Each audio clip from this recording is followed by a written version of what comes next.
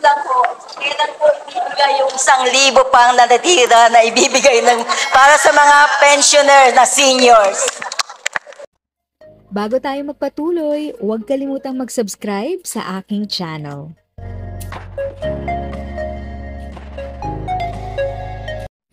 Thank you sa pag-click ng aking video. Good day po sa lahat ng ating SSS pensioners. Sa mga bagong viewers at napadaan lang, by the way, I'm Tita Eda. Welcome to my channel. Ang channel na maghahatid sa iyo ng dagdag kaalaman tungkol sa government services, bagong mga balita at informative videos na galing sa legit na resources. Mag-subscribe na para updated ka. Lang po, kailan po ibibigay yung 1,000 pang natitira na ibibigay para sa mga pensioner na seniors?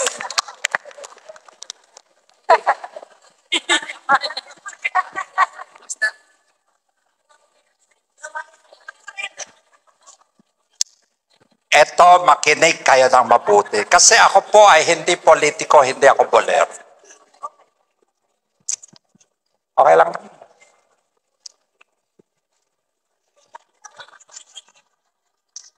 Alam nyo po, ang SSS po ay may 3.5 million pensioners. 43 million miyembro.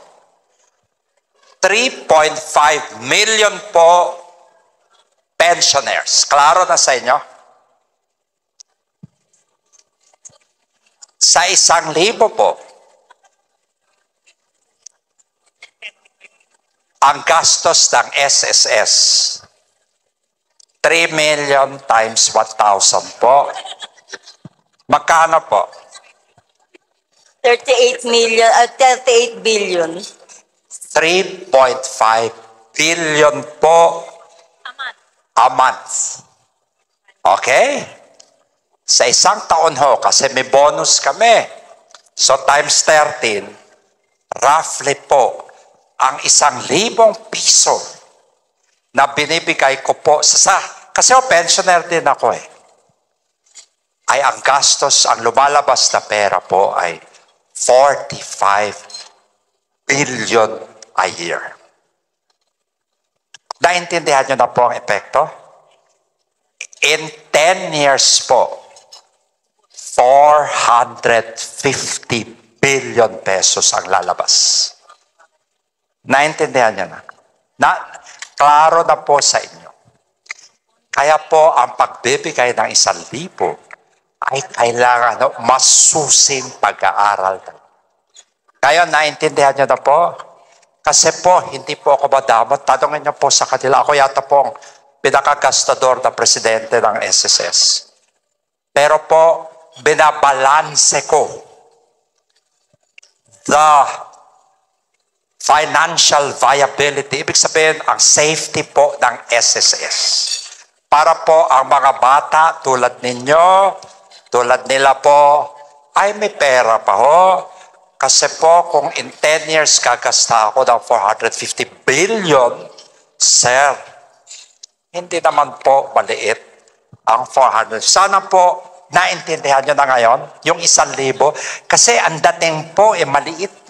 Pinagkakait ko pa yung 1,000. Ngayon, alam nyo na kung paano po ang ibig sabihin ng 1,000. Babalansehin ko yun. Kaya ho, hanggang ngayon ho, kahit anong pag-aaral, sabi ko, pipilitin namin, pero ho, I have to talk to the president, paano to. Parang malaki masyado po yung amount. Ayoko naman po kung ano mangyari sa SSS. Baka ho, mga bata, saan na yung SK na pumirma sa akin kanina, pag ginawa ko yan, baka after 20 years. O, tama ba ako? Ngayon naintindihan nyo na. Klaro na sa inyo, ha? Hindi ho ako, At saka ho, hindi totoo na malalaki ang sweldo namin. Huwag kayo maniwala doon. Kami po ay subject din po sa salary standardization law. Hindi po kami malaki ang sweldo po. Alam niyo po, aminin ko na sa private ako nagaling, kaya medyo mas malaki ng bahagya yung sweldo ko sa private kaysa sa government. Hindi ho totoo na pinapaakyat namin yung sweldo namin. Bawal po yun. Nakita niyo naman po itsura ko. Ganito pa ho yung mga, ha? Gusto ko ba marinig yung sinabi niyo? Anong sinabi niyo? Pogi-pogi!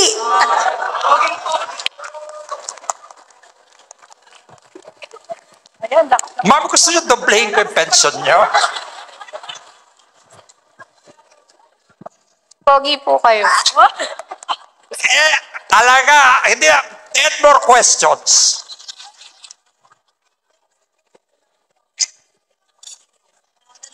Suggestion lang po. Hindi ho ba pwedeng, kasi law po yun, di ba ho, pinasa sa law, yung 2,000 na ibibigay, na binigay ng 1,000. Hindi ho, wala akong utusan. Okay. Tapos po ngayon, pwede po bang mag-suggest na dapat po magkaroon lang ng 1,000 additional dun sa mga may age limit or dun sa total pension na hindi pa umabot ng 10,000. Kaparehas ko po, ako po ay kumatanggap ng pension ng survivor na 2008. Sumatanggap ako ng retirement ko na 3,004 dahil nadagdagan lang ng 1,000. Dati akong 2004, dating 1,000. I like your idea. Pag-aaralan ko po yan. Ha? Pag-aaralan ko po yan. Kung pwede po lang po sana. Ay, pag-aaralan ko yan. Ha? Pag-aaralan ko talaga. If sa tingin mo, natulungan ka ng video ko na ito, nakasave ka sa oras mo, you can click yung thanks button at any amount ay malaking help sa pag-grow ng channel ko. Yun lang po muna ang aking update. Sana ay nakatulong na dagdag kaalaman ang aking shinare today. Ang goal ng aking channel ay mag-create ng awareness. Kung ganitong mga topic ang gusto mo, panoorin mo ang mga videos ko na ito.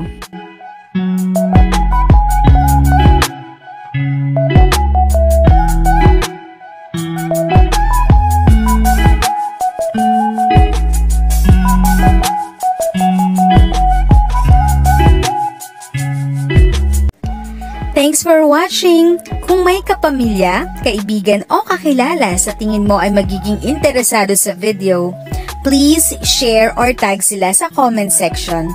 At syempre, if nagustuhan mo ang video, i-like mo na ito at subscribe ka na din. As always, feel free to write your questions, comments, and opinions respectfully. And continue to be a blessing and stay safe!